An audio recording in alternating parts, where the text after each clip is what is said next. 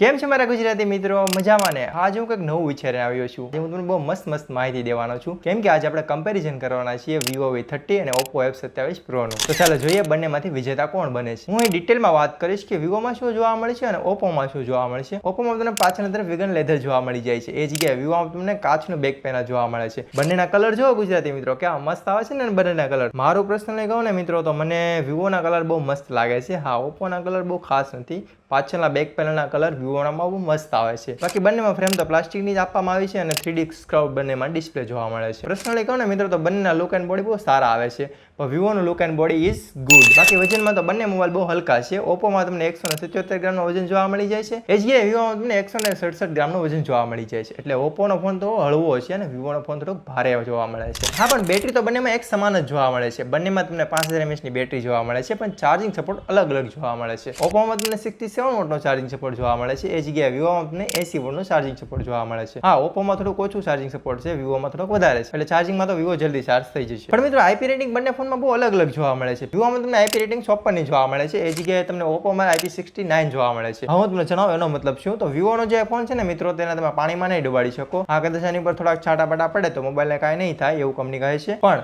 Oppoનો mobile waterproof છે. આ ફોનને તમે પાણીમાં પણ ડુબાડી શકો છો, વરસાદમાં પણ યુઝ કરી શકો છો.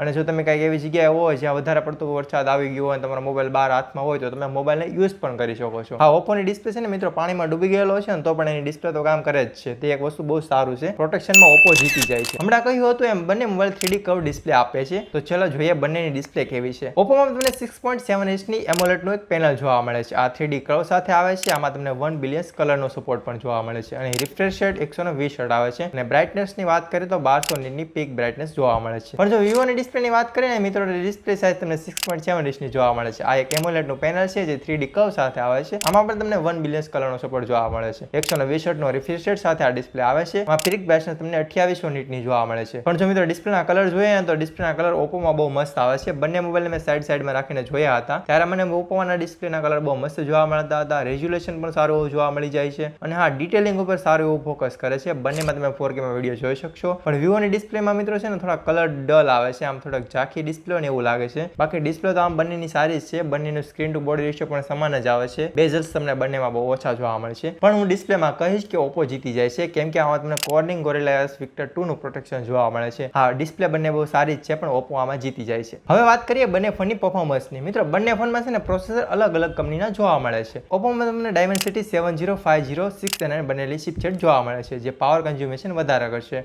કેમ કે 6 nm પર બનેલી છે. એ જગ્યાએ Vivoમાં તમને Snapdragon 7 Gen 3 જોવા મળે છે, જે 4 nm ટેકનોલોજી પર બનેલી ચિપસેટ છે, જે પાવર કન્ઝ્યુમેશન ઓછું કરશે. હા, બંનેમાં તમને 5000 mAhની બેટરી જોવા મળે છે, પણ પાવર કન્ઝ્યુમેશન Oppo વધારે કરશે, Vivo એ જગ્યાએ ઓછું કરશે. પણ હા, હું તમને કહીશ કે પરફોર્મન્સમાં તો બંને મોબાઈલ બહુ મસ્ત છે. હા, મેં બંને મોબાઈલમાં વારાફરતી ગેમિંગ કરી હતી. ચાલો એક નાનો ગેમિંગનો પાર્ટ પણ તમે જોઈ લો. પહેલા જુઓ તમે, હું અહીં Vivoના ફોનમાં ગેમિંગ કરી રહ્યો છું. Vivoના ફોનમાં મિત્રો સ્મૂથલી ગેમિંગ થઈ રહ્યું છે, કાંઈ એટલું બધું લેગ નથી કરતો, વાંધો નથી આવતો, મજા આવે છે ગેમ રમવામાં. અને હા, અહીં હું મેક્સ સેટિંગમાં રમી રહ્યો છું. અહીં જો એક બંદો છે, આપણે એને પહેલાં મારીએ. જુઓ કેટલી મસ્ત રીતે આમાં સ્મૂથલી ગેમિંગ ચાલે છે. મારી નાખ્યો. હવે વાત કરીએ આપણે Oppoના ફોનની. તો Oppoમાં મારું ગેમિંગ શરૂ જ હતું. હવે જો Oppoના ફોનમાં પણ મસ્ત કલર સાથે ગેમિંગ કરવાની બહુ મજા આવે છે. સ્મૂથલી ગેમિંગ ચાલે છે અને આમાં પણ હું મેક્સમાં ગેમિંગ કરી રહ્યો છું, એટલે કે બંને ફોનમાં મેં હાઈ સેટિંગમાં જ ગેમ કરી છે.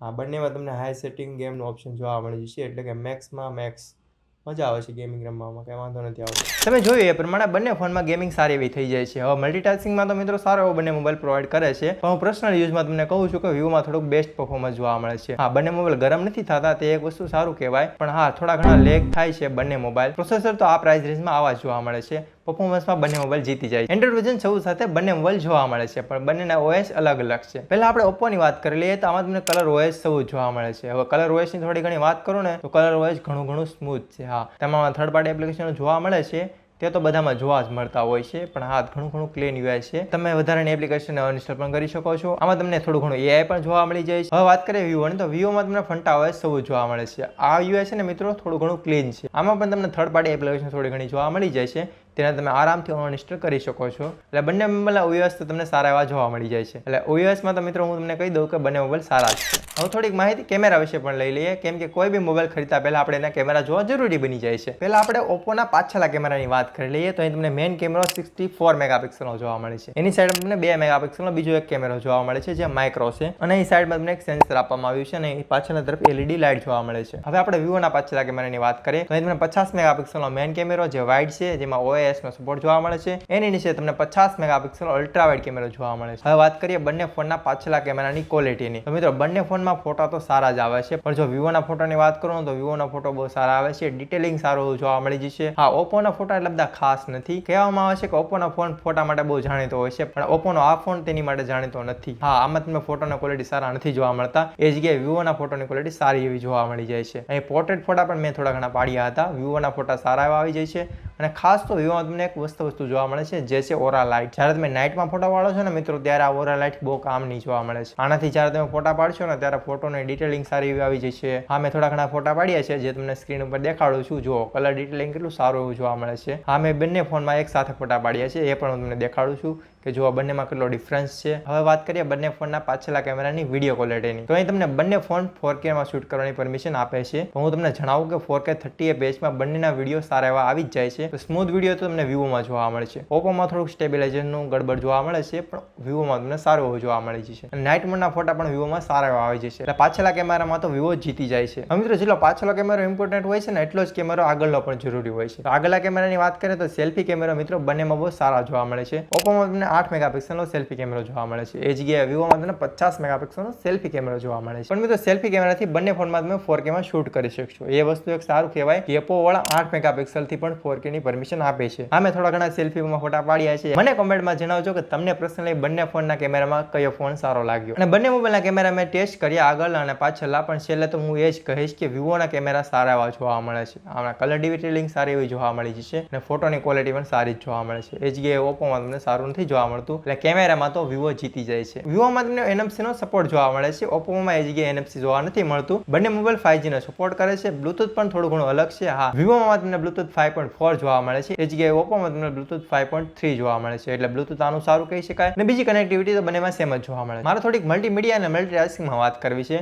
કેમ કે મોસ્ટ ઓફલી લોકો આ માટે જ ફોન ખરીદતા હોય, કાં તો એને વિડીયો જોવો હોય, કાં એને ગેમિંગ કરવી હોય. તો મિત્રો, પહેલા વિડીયોમાં કહી દઉં તો વિડીયોમાં મિત્રો બંનેમાં 4K માં જોઈ શકાય છે. કલર મેં તમને પહેલા કહ્યું હતું બંનેમાં સારા જ આવી જશે, પણ ઓપ્પોમાં વધારે સારા આવે છે. સ્પીકરમાં મિત્રો ઓપ્પોના થોડાક સ્પીકર લાઉડ છે, વિવોના એ જગ્યાએ થોડા ઓછા જોવા મળે છે. એટલે સોંગ સાંભળવામાં તો ઓપ્પોમાં મજા આવશે, વિવોમાં થોડાક ઓછા સ્પીકર જોવા મળે છે. મલ્ટીટાસ્કિંગમાં વાત કરીએ તો બંને મોબાઈલના પ્રોસેસર સમાન જ છે, થોડા ઘણા અંતર છે, પણ હા, બંનેમાં તમને ગેમિંગ કરવામાં બહુ મજા જ આવવાની. એટલે બંને મોબાઈલ તમે જો ગેમિંગ માટે અથવા તમે વિડીયો ક્વોલિટી માટે લેતા હોય તો ઓપ્પો તમે વિડીયો ક્વોલિટી માટે લેજો. એ જે તમારે સારી એવી ગેમિંગ કરવી હોય તો તમે વિવોનો ફોન લેજો. બાકી મલ્ટીમીડિયામાં અને મલ્ટીટાસ્કિંગમાં થોડો ઘણો જ અંતર જોવા મળે છે, કેમ કે તમને આમાં IP69 જોવા મળે છે. એટલે કે આ ફોનને તમે પાણીમાં પણ ડુબાડી શકો છો. અને આગળ સાઈડ તમને ગોરિલા ગ્લાસ વિક્ટર 2 નું પ્રોટેક્શન જોવા મળે છે. અને કંપનીની જે એડવર્ટાઇઝ આવે છે ને મિત્રો, તેમાં તો તેની માથે રોલર કોસ્ટર પણ ચલાવે છે, આનાથી સ્ટમ્પ પણ ફિટ કરવામાં આવે છે, અને આને વોશિંગ મશીનમાં પણ નાખી દેવામાં આવે છે. પણ તમે એ એડમાં નીચે જોજો, કંપની ખુદ એમ કહે છે કે અમે આ બધું નિગરાનીમાં કરીએ છીએ, તમારે આવું કઈ કરવાની જરૂર નથી. એટલે હા, તમે સાયથી પાણીમાં ન ડુબાડતા.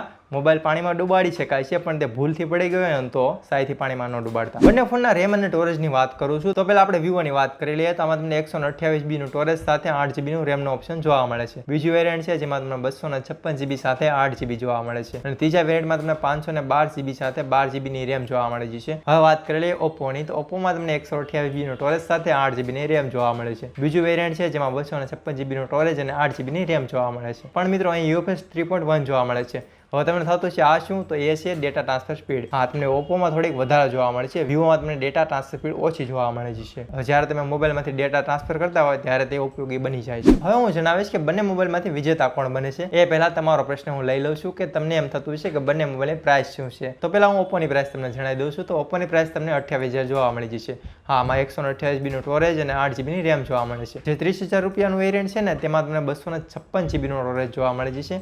એની સાથે તમને 8GB ની રેમ જોવા મળી જશે. હવે વાત કરીએ વિવોની પ્રાઇસની. મિત્રો, વિવોની વાત કરીએ ને તો વિવોનું જે બેસ્ટ વેરિયન્ટ આવે છે ને, જેમાં તમને 128GB નું સ્ટોરેજ અને 8GB ની રેમ જોવા મળે છે, તેની પ્રાઇસ સમથિંગ 31,000 ની આજુબાજુ છે.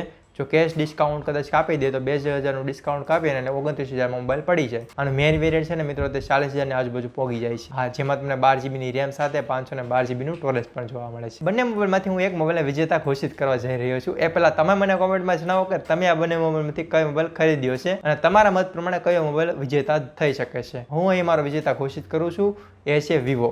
હા, વિવોમાં તમને 50 મેગાપિક્સલના 2 કેમેરા જોવા મળે છે, જેનાથી તમે ફોટો બહુ મસ્ત પાડી શકો અને સેલ્ફી કેમેરો પણ સારો જોવા મળે છે. હાની ડિસ્પ્લે થોડીક ઓછી સારી જોવા મળે છે, પણ આનું લુક બહુ મસ્ત જોવા મળે છે અને પરફોર્મન્સમાં પણ સારો એવો જોવા મળી જાય છે અને કનેક્ટિવિટી અને બીજું બધું તો પણ સારું જ જોવા મળે છે. એ જગ્યાએ ઓપ્પોની જો સારી વાત કરીએ ને તો ઓપ્પોમાં તમને ડિસ્પ્લે સારી જોવા મળે છે. જો તમે ડિસ્પ્લે માટે એક ફોન ખરીદવા માંગતો હોય તો ઓપ્પોનો ખરીદી લેજો અને આમાં આઈપી રેટિંગ સારી જોવા મળી જશે. કેમ કે તમને અવારનવાર બહાર જવાનું થતું હોય ને વરસાદ પણ આવતો હોય તો તમને આમાં પ્રોટેક્શન સારું જોવા મળી જશે. હા, તમારો મોબાઈલ હાથમાં પડી જશે તો પણ કાંઈ નહીં થાય. તો આ હતો મારો કમ્પેરિઝનનો વિડીયો. પણ એ પહેલાં હું તમને એક માહિતી દઈ દઉં કે આ બંને ફોનના ડિટેલ રિવ્યૂ આપણે ચેનલ પર શેર છે. તો જો તમારે વધારે ડિટેલ જોતી હોય તો બંને વિડીયો જોઈ લેજો. તમને બંનેની લિંક અહીં જોવા મળી જશે. તો આ વિડીયો તમને કેવો લાગ્યો તે મને કોમેન્ટમાં જણાવજો અને જલ્દીથી આ વિડીયોને લાઈક કરી નાખો, ચેનલને સબસ્ક્રાઇબ કરી નાખજો અને બાજુનું બે આઇકન જરૂર પ્રેસ કરજો. અને હા, હમણાં બહુ નવા ફોન લોન્ચ થયા છે, ત્યાં બધાના રિવ્યૂ આપણે કરવાના છે, તો તેના માટે ચેનલ સબસ્ક્રાઇબ કરી રાખજો. તો હું મળીશ તમને એક નવા વિડીયોની સાથે, એક નવા ફોનની સાથે અને નવા ટોપિક સાથે. તો ત્યાં સુધી જોતા રહ્યો DVTech ગુજરાતી. જય જય ગરવી ગુજરાત.